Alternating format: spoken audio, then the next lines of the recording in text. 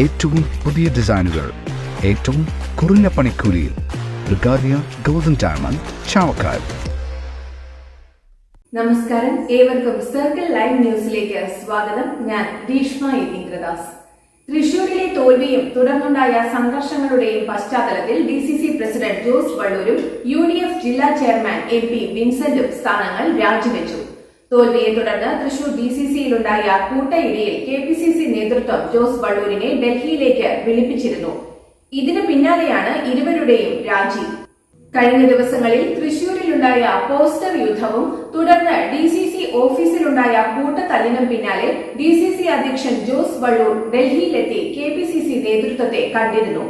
തന്റെ നിരപരാധിത്വം തെളിയിക്കാനായി DCCയിലെ കൂട്ടത്തല്ലിന്റെ ദൃശ്യങ്ങൾ സഹിതമാണ് ജോസ് വള്ളൂർ ഡൽഹിയിലെത്തിയിരുന്നത്. പക്ഷേ രാജിയല്ലാതെ മറ്റു മാർഗങ്ങളില്ല എന്നായിരുന്നു നേതൃത്വത്തിന്റെ മറുപടി. പിന്നീട് ഇന്നുച്ചയോടെ DCC ഓഫീസിലെത്തിയ ജോസ് വള്ളൂരിനെ മുദ്രാവാക്യം വിളികളോടെയാണ് പ്രവർത്തകർ സ്വീകരിച്ചത്.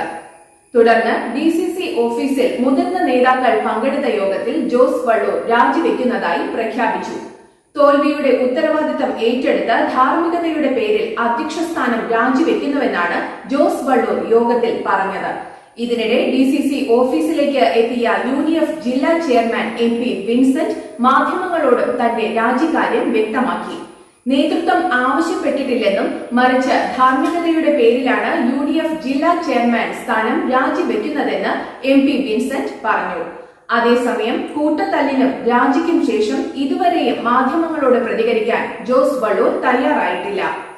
അന്താരാഷ്ട്ര നിലവാരമാർന്ന 100% സംശുദ്ധമായ silver jewellery collections, hand crafted classic silver ornaments, platinum പോലെ silver, Alukkaran silver jewellery, Chettuva road Chavakkad, Chettuva road Vadanappally. Guruvayur മണ്ഡലത്തിലെ നാട്ടുവാർത്തകളുമായി സർക്കിൾ ലൈവ് ന്യൂസ്.